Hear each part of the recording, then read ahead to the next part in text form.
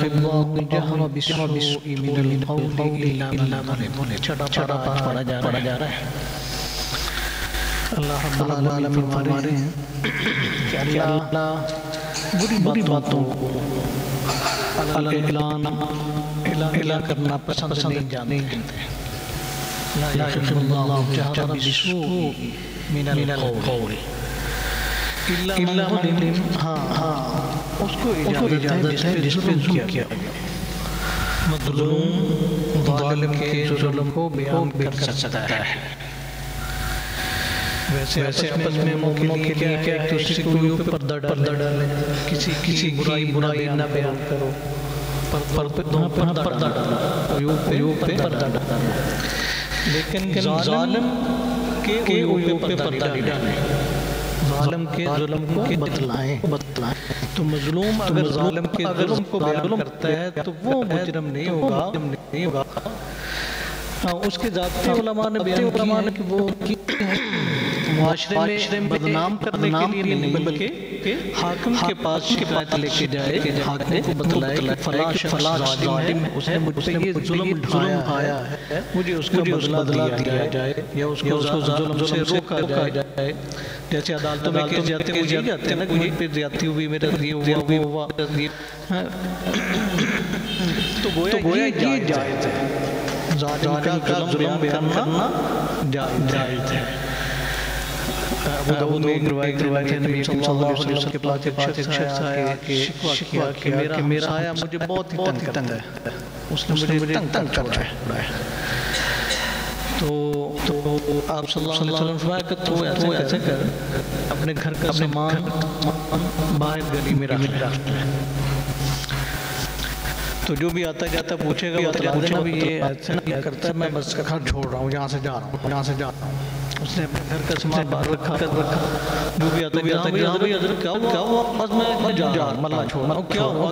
بس میں ہمسایوں سے تنگ آ گیا. یہ ہمسایہ مجھ پہ ایسے یہ کرتا ہے، وہ کرتا ہے. ایک گیا، دوسرا تیسرا گیا، چوتھا گیا. جب سارے مرے محلے کو پتہ چل گیا تو وہ ظالم کو بھی اس کے کھل گئی آنکھیں، معافی حضرت میری توبہ، آئندہ میں نہیں کروں گا، مجھے معاف کر دیجیے.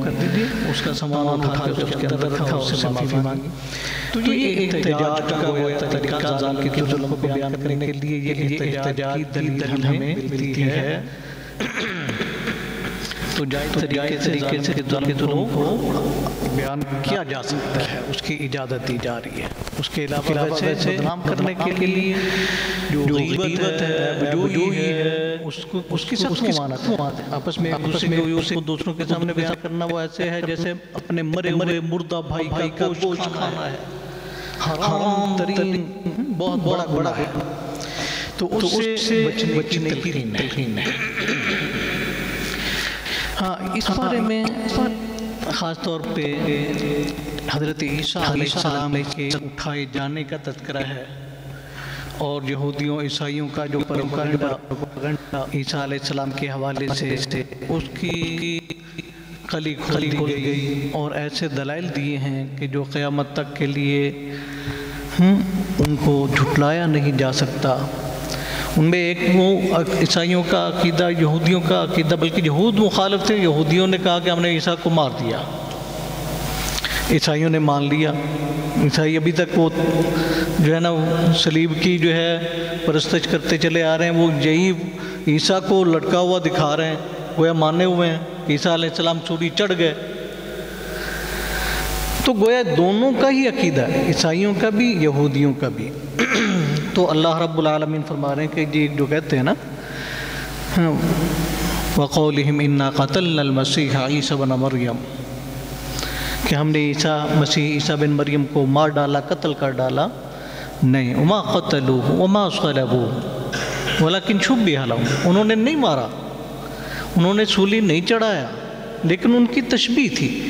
عیسیٰ علیہ السلام کی تشبیہ کسی اور شخص پہ ڈال دی گئی، وہ ان کو عیسیٰ لگے، انہوں نے سولی چڑھا. بَلْ رَفَعَهُ اللَّهُ إِلَيْهِ وَمَا قَتَلُوهُ يَقِينًا، یقینی بات یہ ہے کہ انہوں نے اس کو عیسیٰ کو قتل نہیں کیا. بَلْ رَفَعَهُ اللَّهُ إِلَيْهِ، بلکہ اللہ نے اس کو اپنی طرف اٹھا لیا. تو تو نبی کریم صلی اللہ علیہ وسلم نے قیامت کے قرب کی جو علامات نشانیاں بتلائی ہیں ان میں سے ایک بہت بڑی نشانی عیسیٰ علیہ السلام کا نزول ہے، نزول عیسیٰ، یاجوج ماجوج کا آنا، دجال کا آنا، عیسیٰ علیہ السلام کا جہاد کرنا، قتال کرنا، دجال کو قتل کرنا، یہ جو قیامت کے قریب کی بڑی نشانیوں میں سے یہ عیسیٰ علیہ السلام کا دوبارہ نزول ہے۔ اور پھر آگے اسی صورت میں اللہ فرما رہے ہیں وَإِن مِّنْ أَهْلِ الْكِتَابِ إِلَّا لَيُؤْمِنَنَّ بِهِ قَبْلَ مَوْتِهِ۔ یہ ایسی دلیل ہے کہ جس وہ یہودیوں اور عیسائیوں کے سارے دلائل کو منہدم کر کے رکھ دیتی ہے، ان کے سارے دعووں کو، کہ عیسیٰ علیہ السلام کی موت سے پہلے کوئی بھی یہودی، کوئی بھی عیسائی نہیں ہوگا مگر وہ اس آپ پہ ایمان لے آئے گا۔ وَإِن مِّنْ أَهْلِ الْكِتَابِ إِلَّا لَيُؤْمِنَنَّ بِهِ قَبْلَ مَوْتِهِ، عیسیٰ علیہ السلام کی موت سے پہلے، گویا عیسیٰ علیہ السلام کو موت ہوئی نہیں، اگر موت مان لی جائے تو پھر کب ایمان لائے تھے؟ وہ تو دشمنی میں انہوں نے تو وہ قتل کر رہے تھے۔ تو عیسیٰ علیہ السلام جب آئیں گے روئے زمین پہ سارے کافر یا تو مر جائیں گے، جو بچیں گے یا آپ پہ ایمان لائیں گے۔ وَإِن مِّنْ أَهْلِ الْكِتَابِ إِلَّا لَيُؤْمِنَنَّ بِهِ قَبْلَ مَوْتِهِ وَيَوْمَ الْقِيَامَةِ يَكُونُ عَلَيْهِمْ شَهِيدًا۔ پھر اللہ رب العالمین ان یہودیوں عیسائیوں کے اس غلو کو اللہ رب العالمین اس سے منع کر رہے ہیں، یا اہل کتاب لا تغلو فی دینکم، اس میں ہمارے لیے بھی اہل ایمان کے لیے بھی نصیحت ہے، ہدایت ہے۔ اے اہل کتاب اپنے دین میں غلو نہ کرو، حد سے نہ بڑھو، لا تغلو فی دینکم ولا تقولوا علی اللہ الا الحق، اللہ پہ حق کے علاوہ کوئی بات نہ کہو۔ انما المسیح عیسی ابن مریم رسول اللہ وکلمتہ القاها الی مریم وروح منہ فآمنوا بالله ورسوله ولا تقولوا ثلاثة انتهوا خيرا لكم انما الله اله واحد سبحانه ان يكون له ولد له ما في السماوات وما في الارض وكفى بالله وكيلا۔ یہ عقیدہ چھوڑ دو، ولا تقولوا ثلاثة، یہ تین مل کے الہ بنتے ہیں، عیسیٰ کو بھی الہ بنا لیا، اللہ کو بھی، مریم کو بھی، یہ نہ کہو۔ یہ غلو ہے، عقیدت میں محبت میں حد سے بڑھ جانا۔ اب اہل ایمان بھی عقیدت میں محبت میں پیارے نبی کو کیا سے کیا بنا دیتے ہیں، اولیاء کو پیغمبروں سے بھی بڑھا دیتے ہیں، تو نعوذ باللہ من ذالک، یہ دین میں غلو ہے۔ اسی نے بیڑا غرق کیا سابقہ اقوام کا، اور اہل ایمان میں بھی یہ ہماری تفرقہ بازی، فرقہ بندی اور یہ امت کا انتشار وہ اسی بنا پہ ہے۔ اگر ہم اللہ اس کے رسول کی مکمل اطاعت میں آ جائیں، اللہ کی بات ماننے والے بن جائیں، رسول کی بات ماننے والے بن جائیں، ہمارے یہ سارے اختلافات، انتشار، یہ سب ختم ہو جائے، ہم امت وحدت بن جائیں، اور ہماری پھر انشاءاللہ وہ وقار، وہ عزت، وہ توقیر، وہ طاقت، وہ قوت، وہ پاور ہوگی جو پہلے ہوا کرتی تھی۔ آگے اس صورت کے اختتام آخری رکوع میں، اس کی ابتدا میں بھی وراثت کے مسائل تھے، تو آخری رکوع میں کلالہ کی وراثت کے مسائل ہیں۔ کلالہ جس کی اولاد بھی نہ ہو، ماں باپ بھی نہ ہوں، تو اس کی وراثت کیسے تقسیم کرنی ہے، اس کے اصول بھی بتلائے۔ اور پھر آگے سورۃ المائدہ اس کا آغاز ہے، یا ایہا الذین آمنوا اوفوا بالعقود احلت لکم بہیمۃ الانعام الا ما یتلی علیکم غیر محل الصید وانتم حرم ان اللہ یحکم ما یرید۔ اللہ اکبر۔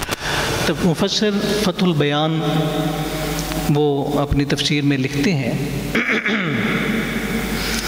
کہ یہ آیت مبارکہ، ایک ہی آیت مبارکہ، اس پہ ایک مشہور فلسفی ملحد تھا، اس کے کانوں میں پڑی، اس نے غور و فکر کیا، تو اس ایک آیت کی فصاحت و بلاغت کی وجہ سے وہ مسلمان ہونے پہ مجبور ہو گیا، وہ ایمان لے آیا۔ وہ دنگ رہ گیا کہ چند الفاظ میں کتنا کچھ سمو دیا گیا ہے، یہ کسی انسان کا کلام ہو ہی نہیں سکتا، یہ اللہ رب العالمین کا یقیناً کلام ہے۔ وہ اپنی بدینی کو چھوڑ کے اسلام لے آیا۔ یا ایھا الذین آمنوا اوفوا بالعقود احلت لکم بہیمۃ الانعام الا ما یتلی علیکم غیر محل الصید وانتم حرم۔ تفصیل میں جانے کا وقت نہیں ہے، تفسیر پڑھا کریں۔ آگے اللہ رب العالمین نے موٹی موٹی حرام چیزیں بیان کی۔ حرمت علیکم المیتۃ والدم ولحم الخنزیر وما اہل لغیر اللہ بہ، تم پہ حرام کیا گیا، مردار حرام۔ حلال بکرا آپ نے 2 لاکھ کا لیا تھا، بہت پیارا خوبصورت، لیکن حلال کیے بغیر، ذبح کیے بغیر مر گیا، مردار ہے۔ آپ کا 10 لاکھ کی آپ کی اونٹنی تھی، 20 لاکھ کا بیل تھا، مر گیا، تو حالانکہ حلال جانور ہے، تو طبی موت مرنے سے اب وہ حرام ہو گیا، میتہ ہے، تو مردار حرام ہے۔ حلال جانور بھی اگر ذبح کیے بغیر وہ مر جائیں تو وہ حرام ہے۔ والدم، دم مسفوح بھی حرام ہے، ذبح کرتے ہوئے جو جانور کے جسم سے جو خون نکلتا ہے اس کو دم مسفوح کہتے ہیں۔ دم مسفوح کے علاوہ باقی جو خون ہے وہ حرام۔ یہ تلی، یہ بھی خون ہی ہوتا ہے، یہ جگر، کلیجی، یہ بھی جمع ہوا خون ہوتا ہے، وہ حلال ہے۔ دم مسفوح حرام ہے، اور ویسے بھی گوشت اگر بنا لیا جائے تب بھی اس کے اندر سے خون ہلکا ہلکا سمتا رہتا ہے، دھو بھی لیں تو بھی، تو وہ بھی تو خون ہے، لیکن وہ حرام نہیں ہے، وہ جائز ہے، حلال ہے۔ دم مسفوح حرام ہے۔ کیوں حرام ہے؟ ان میں لوگوں نے بڑی ریسرچ بھی کی، دیکھا اس میں اتنے زہریلے مادے ہوتے ہیں جو انسانی صحت کے لیے انتہائی خطرناک ہوتے ہیں، زہر کی طرح ہوتے ہیں۔ تو دیکھو اللہ رب العالمین نے جو چیزیں حرام کی ہیں اس میں انسانیت کا فائدہ ہے، ہر حرام چیز میں اس سے بچنے میں ہمارا فائدہ ہے۔ تو حرمت علیکم المیتۃ، اب دیکھیں حلال کتنا کچھ ہے، کتنا کچھ حلال ہے، حرام تو بہت گنتی کی چیزیں ہیں۔ ہم حلال چیزیں گنے تو صحیح، ختم ہی نہیں ہوتی، اور حرام کیا ہے وہ تو بہت محدود سی ہے، چند ہے۔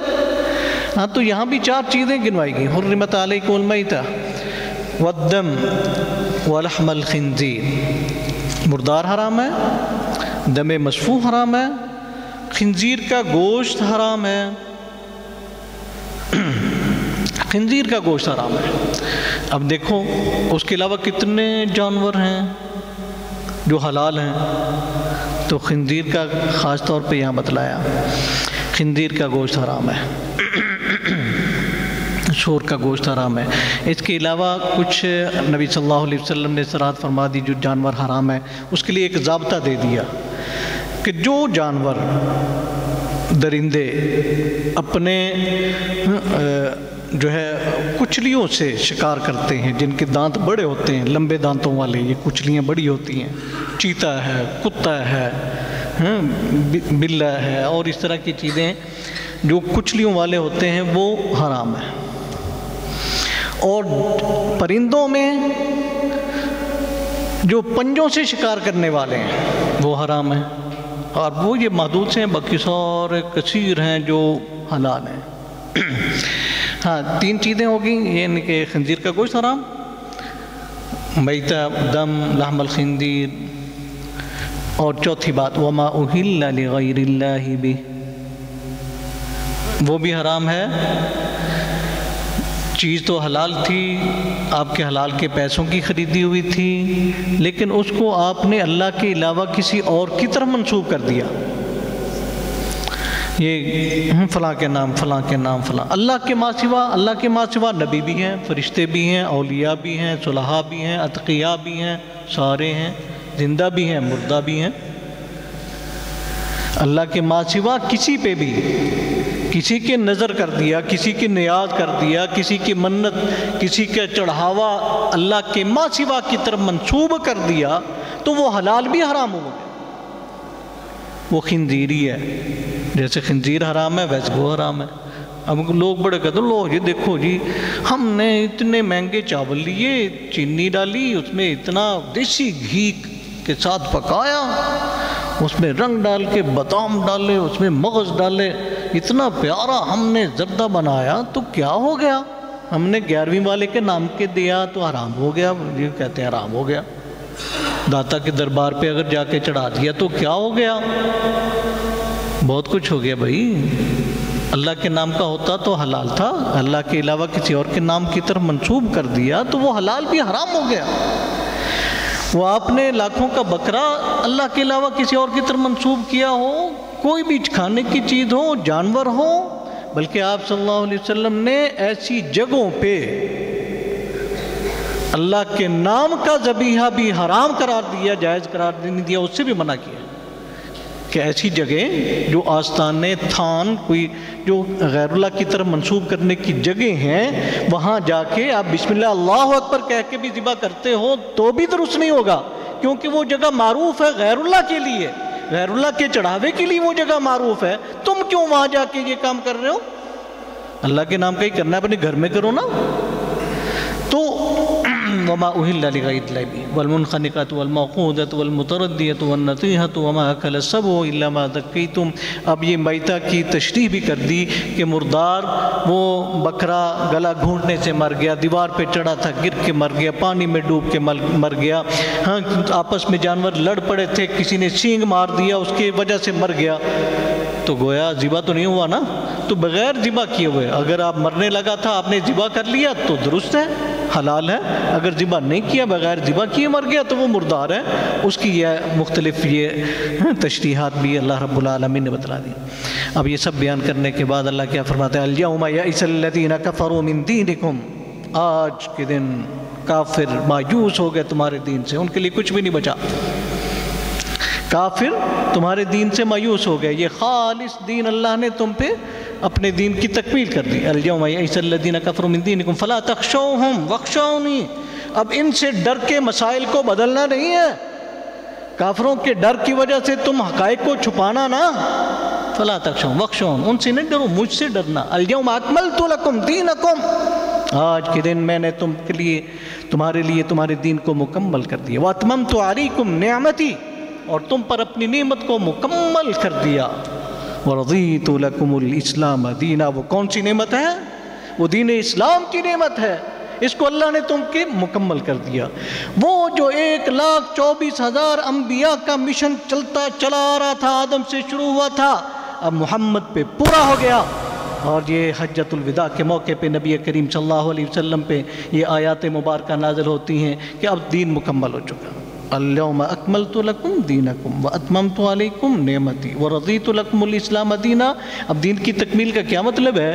اب اس میں کوئی چیز ایسی نہیں ہے جس میں ثواب تھا اور پیارے نبی نے نہ بتلایا ہو، ہر نیکی بتلا دی، ہر برائی سے تنبیہ کر دی، دین مکمل ہو گیا۔ اب اس میں کوئی چیز داخل کی نہیں جا سکتی، اس میں سے کوئی چیز نکالی نہیں جا سکتی، دین مکمل ہے۔ اللہ رب العالمین ہمیں اس دین پہ خوش، رضیت لکم الاسلام دینا، اللہ نے ہمارے لیے اس دین کو پسند کیا ہے تو ہمیں بھی یہ دین پسند آ جانا چاہیے۔ یہ دعا صبح و شام لازمی پڑھا کریں، رضیت باللہ ربا وبالاسلام دینا وبمحمد نبیا۔ آگے اسی صورت میں اللہ فرماتے ہیں یا ایھا الرسول بلغ ما انزل الیک من ربک، جو آپ کے رب نے آپ کی ڈیوٹی لگائی ہے نا، جو پیغام اللہ نے آپ کی طرف اتارا ہے اس کو لوگوں تک پہنچا دیجیے، اور پیارے نبی نے پہنچا دیا۔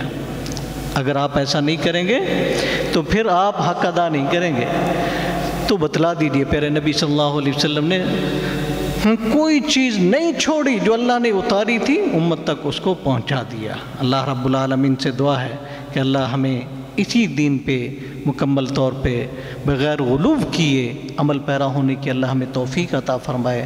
اللہ ہمیں قرآن پڑھنے، سمجھنے، اس پہ عمل کرنے اور اس کو آگے پھیلانے کی توفیق دے۔ وآخر دعوانا ان الحمدللہ رب العالمین۔ یہ دعا کے لیے کہا گیا، ابھی ایک دعا کر لیں۔ الحمدللہ رب العالمین الرحمن الرحیم